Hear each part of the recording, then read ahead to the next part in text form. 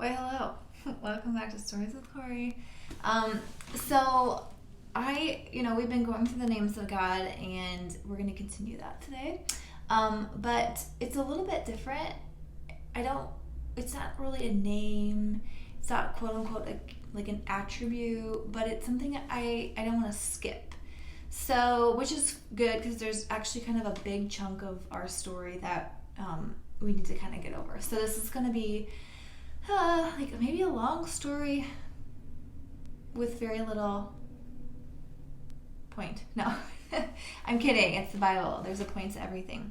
There actually is. Like, oh my gosh. If you start, guys, I hope you're getting into the word yourselves and not just like taking my word for it, because it's like a treasure trove. I was reading just yesterday, and again in Genesis because it's my favorite, and like I was just struck by something that I'd never noticed before, and now I'm like on this like quest to just to dig in, and I don't want to sidetrack and rabbit trail, but guys, it's just what a treasure. So get into the word, all that to say. Okay, well, we have been studying Abraham and talking about him for really since this whole journey began. Guess what? He's gonna die. In our story today, he's gonna die. Spoiler alert.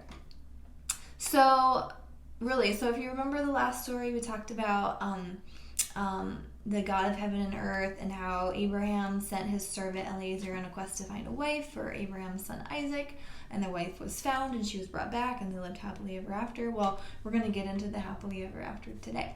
So at this point in the story, Sarah was already passed away, and she'd been buried up north. Abraham had purchased some land, remember, and it was kind of a down payment on the promised land that God said he was going to give to Abraham.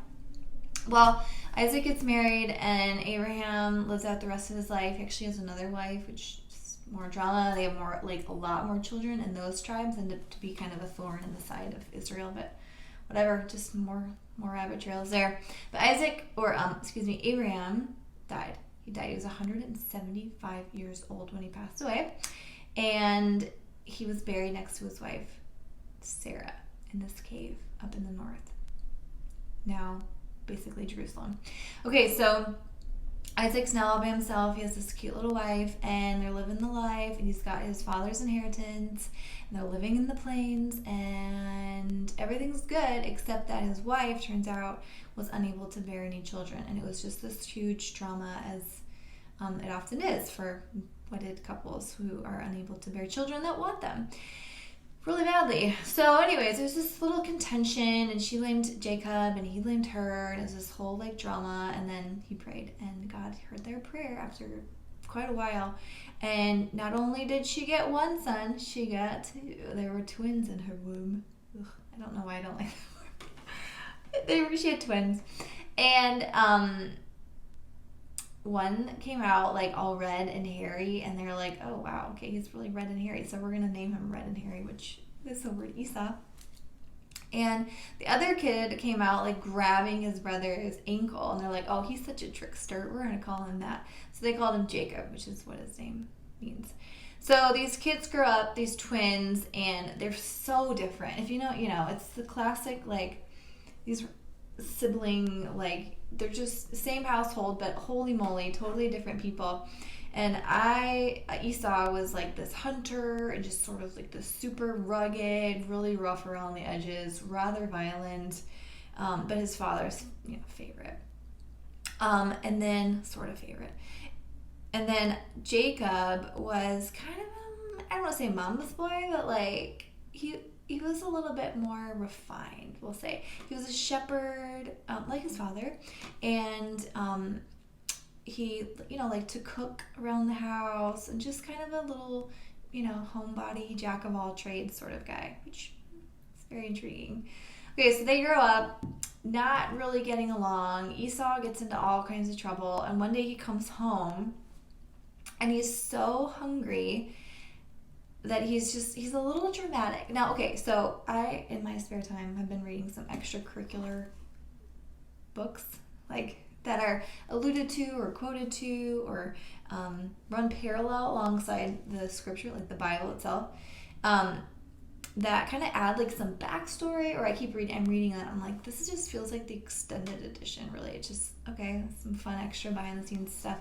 So this one part in the book of Jasher, if you're curious, it's like word for word of the Bible, but then it adds like a little extra like behind the scenes. Like this is why Esau was in such a state when he purchases his birthright for a bowl of stew. It's because he'd just come back from this hunting trip where he kills Nimrod, which is the king of like this huge empire in the north. And he's like, yeah, I'm gonna die anyways, I might as well sell it all to my brother.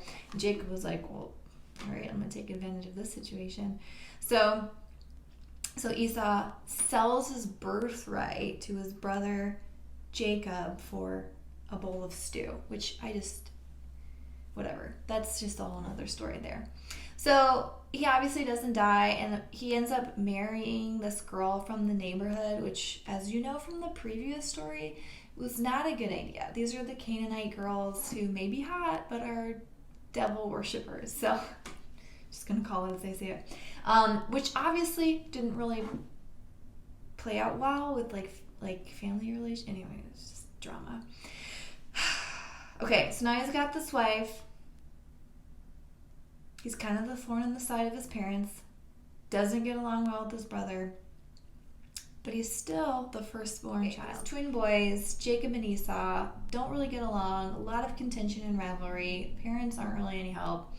And Isaac is getting up in age. And he wants to make sure that his son gets the blessing of the firstborn. And so he calls Esau over and he says, Esau, I'm getting kind of old. I can't really see. I can't get out in a oot and a boot anymore. So if you could bring me my favorite dish. Like, I'm just like really hungry for your stew. It's just so good.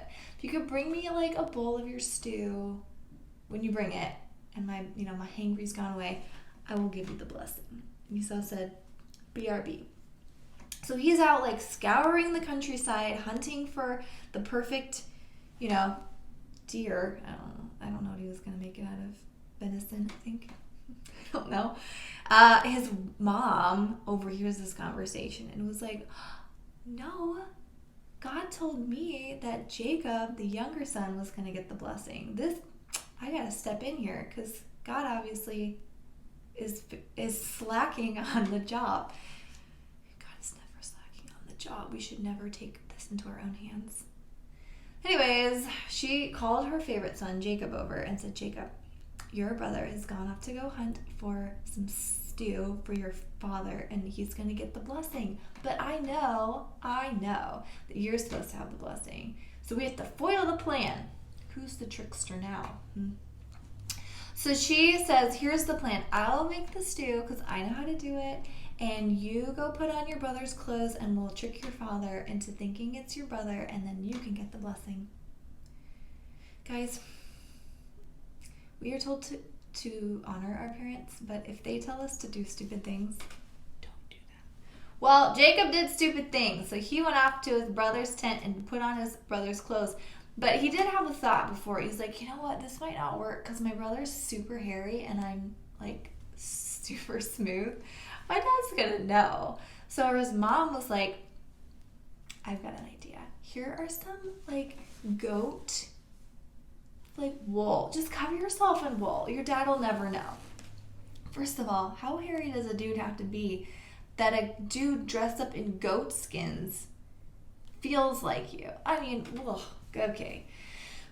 So Jacob does that. He puts on some wool, some goat skins, and puts on his brother's clothes so they smell like the out of doors and inevitably BO. This dude is not my favorite. His mom's whipping up his favorite stew. He comes in with this steaming bowl of whatnot and says, hey Dad, it's me, your favorite son Esau. I brought you some stew. I'm hoping for your blessing.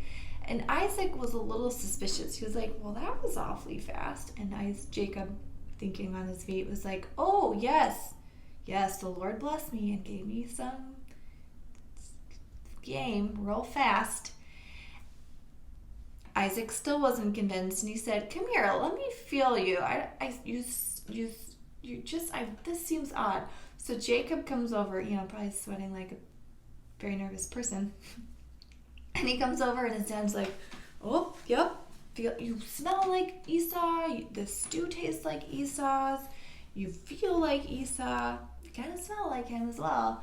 But you don't sound like him. But you know what? My eyes, my ears, they're getting old. Okay, so here's your blessings. He blesses Jacob with the land and prosperity, and how all of the people will be, will be dominated by him, and how he'll be so prosperous. And he just like lays it all out there, all the blessings that that he'd been given from his father, and who really bestowed these blessings upon Abraham by God himself.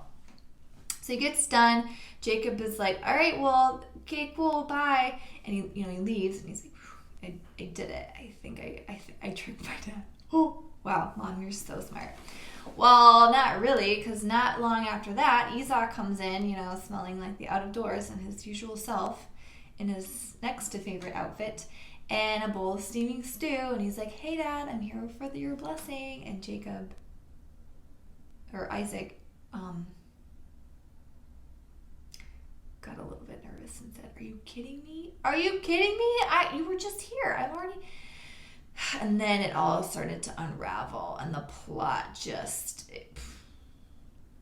and Esau's brain blew. I mean, he started to cry like a little baby, and he said, oh my gosh, I've been tricked again by my brother. I'm not kidding you, this guy is a mess.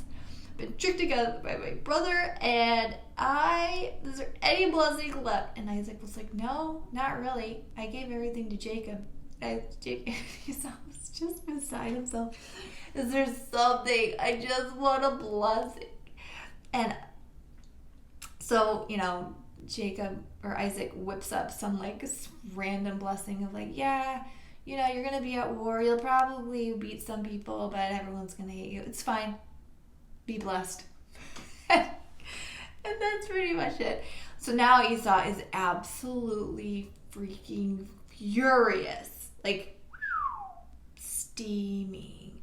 And Rebecca finds out about it, and she's like, oh my gosh, this is not going to go well. So she sends Jacob off to her family. Now, there may have been a longer interim here where, like, he goes away for a while up to go, like, hang out with his great-great-great-great-grandfather, Shem, who is still alive at this point. Sometimes I forget.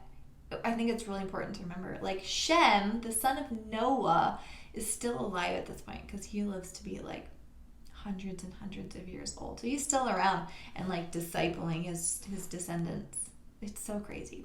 Anyway, so eventually Rebecca sends Jacob away, and she says, your brother's going to kill you. Don't show your face here for a while. Let him cool down. It might be a while.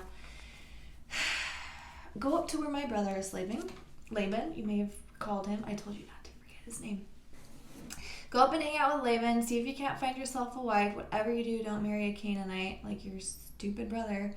And let him cool down, and we'll see what happens. So that's what happens. Jacob goes to Laban, and we're almost done with our story. We're gonna leave him. We're gonna cut this off before we get up to Laban's and talk about some drama unfolding up there. Stay tuned.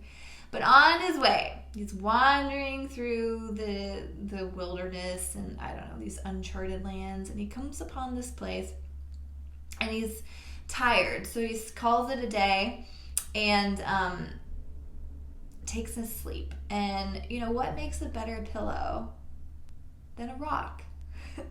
So he uses a stone for a pillow, and he goes to sleep. Well, in the middle of the night, he has a dream, and he sees like this portal open up with like this gateway and this like ladder, if you will, that leads from earth to heaven. And he sees these angels like coming and going from heaven to earth, and he's like overwhelmed. And in this dream, the Lord speaks to him, and he says, Jacob, I am going to be your keeper, your preserver. I'm going to look after you, just like I've looked after your father and your grandfather and your whole family, really. Because through you, all the nations of the world are going to be blessed. Okay, I gave this promise to 2 generations before you. I'm going to make sure that you know you're part of this plan too. But I'm going to be your keeper. And so that's a promise. It's not, It's not a name of God. It's not an attribute, if you will. But it is a promise that God continues to keep to this day, really. That word keeper, I don't know, I just did a little digging at it. Not a lot. It's a very commonly used word. But it often has to do with like keeping like sheep or herds, or in Adam's instance, like a garden, like tending. So it has the idea of like protecting and watching and nurturing and preserving and helping to flourish and to grow and to protect and to guard and to see like in the future. It's you just keep sheep because you think they're cute. Like you keep sheep so that you can have wool and there's a future down the road. You tend to garden knowing that it's going to be beautiful someday, or it's going to produce fruit and it's going to provide for your family. So there's like this effort with a goal in mind, and that goal is this prosperity that will last generations inevitably and hopefully, and that's kind of the goal. So I don't know, it's kind of that idea of like how God was going to tend and to keep him. He was going to cause him to prosper and to grow, and just like a garden might be pruned, and just like a sheep needs to be sheared and fed, and told you're a stupid sheep sometimes. God was going to do the same thing with Jacob. He was going to prosper him and keep him, but also prune him here and there and show him that he was God. And it's really interesting, and this is gonna come up again, but I just want to like plant this seed here. At this point in the story, God, in communicating to Jacob, calls himself the God of your father Abraham, or your God of your father Isaac. So at this point in the story, there is no what's the word I'm looking for? Possession, like. Jacob's just kind of doing his own thing. He's getting into all kinds of trouble, listening to bad advice, running away from his family. Doesn't have a lot of prospects, doesn't have a lot to show for himself. But God is going to do something in him. He's going to show himself faithful. He's going to keep him and prosper him. And we're just going to leave it there because I don't want to get ahead of myself. So, anyways, God, the keeper of Jacob, is also our keeper in so many ways. Look at the flowers of the field, and they're not just like, they're dressed more splendidly than Solomon, or the birds of the air, and they never worry about where they're going to lay their head. And yet we worry so much. I don't know about you, but 2020 has brought in some things. Concerns, anxieties, if you will. But God is our keeper, and he can use even the craziest of circumstances for his glory and his purpose, which is so bigger and so broader than what we can comprehend. Okay, so we're going to leave it there with our good friend Jacob.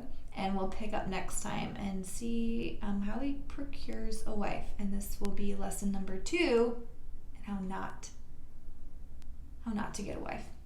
Okay. Okay, well, till next time, Stories with Corrie.